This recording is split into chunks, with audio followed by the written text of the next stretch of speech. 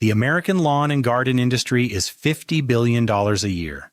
Drip irrigation alone is another $10 billion globally and growing at 13% annually. There are smart sprinkler systems with phone apps. There are soil moisture sensors that text you when your tomatoes are thirsty. There are subscription services that schedule your watering by the weather forecast. And the average backyard gardener still loses 30 to 50% of every gallon they pour to evaporation, runoff, and water that sinks below the root zone before the plant ever touches it. There's a solution to this. It costs about $5. It uses no electricity, no pressure, no plastic, no batteries, and no app. It was documented in the world's first agricultural science textbook over 2,000 years ago. The Romans used it. The Chinese used it 4,000 years ago. The Hohokam people irrigated the Sonoran desert with it. And the modern irrigation industry, now valued at over $10 billion, has no financial reason to ever mention it to you. To understand why, start with how a drip system actually performs in a real backyard. The drip irrigation problem nobody talks about.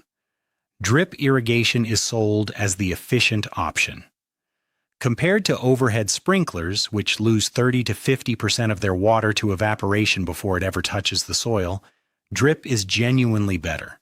That part is true, but the comparison stops there.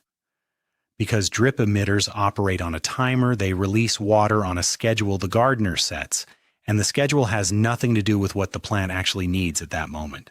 So the system runs at 6 in the morning whether the soil is bone dry or already saturated from last night's rain. The water that exceeds what the plant can absorb sinks below the root zone, pulled by gravity.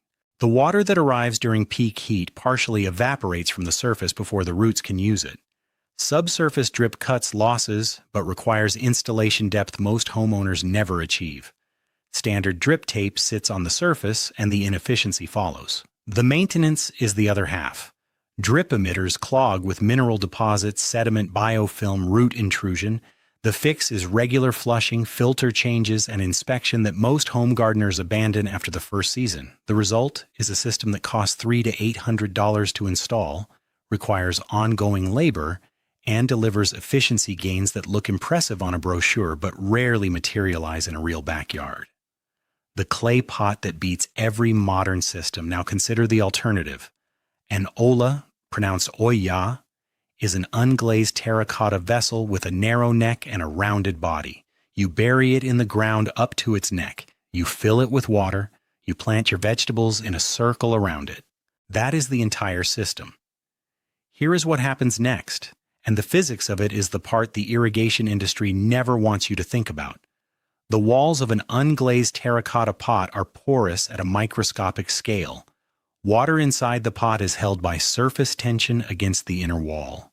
The dry soil on the outside of the pot pulls that water through the wall by capillary action, the same physical force that pulls water up the trunk of a tree. The drier the soil, the harder it pulls. The wetter the soil, the more the flow slows. When the soil reaches field capacity, the flow essentially stops. Read that again. The system regulates itself. The plant's own water demand transmitted through the soil moisture gradient controls how much water the olla releases. There is no timer, no sensor, no app, no moving parts, no electricity. The plant takes what it needs when it needs it, and the system does nothing else. There is no evaporation loss because the water is delivered below the soil surface.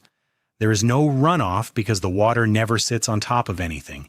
There is no overwatering because the soil tells the pot to stop.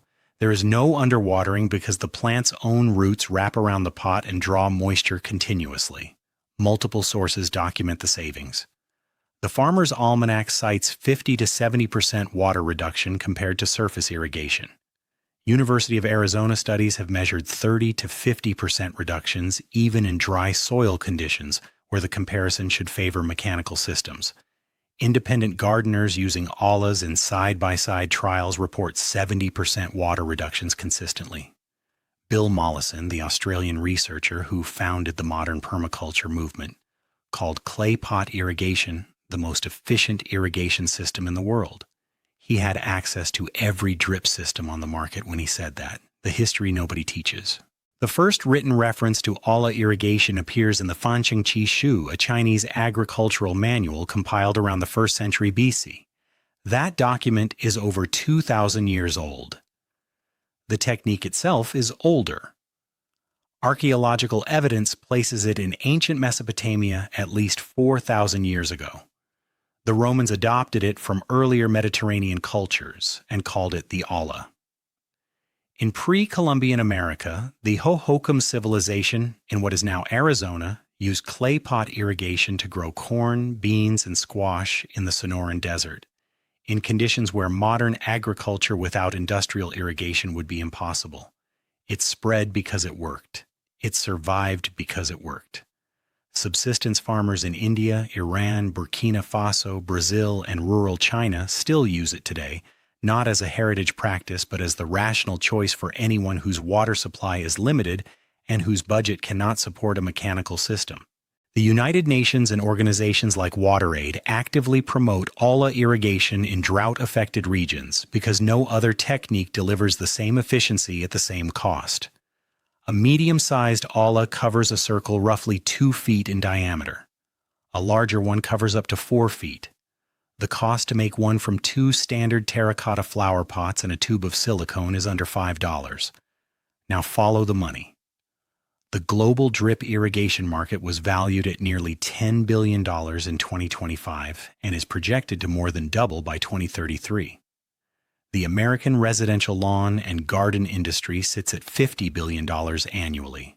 The companies that dominate this market, Toro, Rainbird, Hunter Industries, Jane, Netafim, sell pumps, filters, emitters, controllers, sensors, tubing, fittings, and replacement parts. Their entire business model depends on a homeowner buying an installed system, then buying replacement components every few years, then upgrading to a smart version, then connecting it to an app, then subscribing to a service. A clay pot has none of those revenue streams. You buy it once. It lasts for years. It does not connect to anything. It does not require maintenance beyond an occasional refill.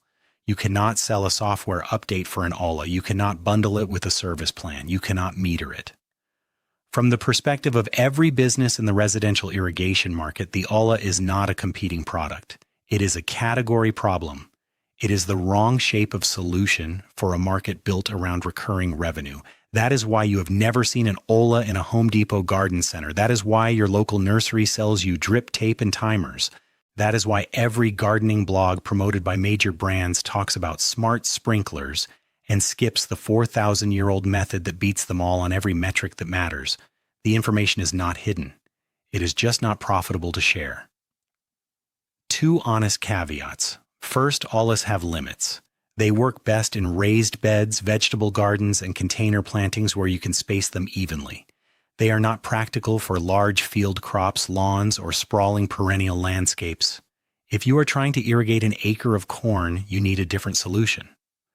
For a backyard vegetable garden of 1 to 400 square feet, Alas outperform anything you can buy. Second, terracotta is fragile. A clay pot can crack from freezing if you leave it in the ground over winter in a cold climate, and it can break if you hit it with a shovel. The fix is simple. Empty the pots before the first frost, store them indoors, and reinstall in spring. Done correctly, and Ala lasts 5 to 10 years. The cost to replace one is under $5. What you can do this weekend. Take 2 unglazed terracotta flower pots from any garden store, the kind that costs $3 each. Seal the drain hole on one of them with silicone or a cork. Glue the second pot upside down on top of the first, rim to rim, sealing the joint with silicone. You now have a sealed clay vessel with a small opening at the top. Bury it in your garden bed up to the neck. Fill it with water. Plant your tomatoes, peppers, squash, lettuce, and herbs in a circle around it within 12 to 18 inches. Cover the top opening with a small saucer or stone to prevent evaporation and keep mosquitoes out. Refill every 3 to 7 days depending on the weather. That is the system. The total cost is under $10 per Ala. The water savings measured against a standard surface watering routine are between 50 and 70%. The labor required is roughly 1 minute of refilling per pot per week. The maintenance is zero, your garden will use less water, your plants will grow stronger root systems because they reach for moisture instead of being flooded with it. Your weeds will decrease because the surface stays dry, your water bill will drop, and the entire $10 billion drip irrigation industry will not get a single dollar from you. The technology has been on the shelf for 4,000 years. The science is documented by universities, by the United Nations, and by every gardener who has compared the two systems side by side. The only thing standing between you and the most efficient irrigation method ever invented is a marketing budget that depends on you never finding out it exists. If you want to see how the same pattern plays out with the food you eat, how two things sitting in your kitchen right now beat every bag of fertilizer at the garden center, that video is on screen now.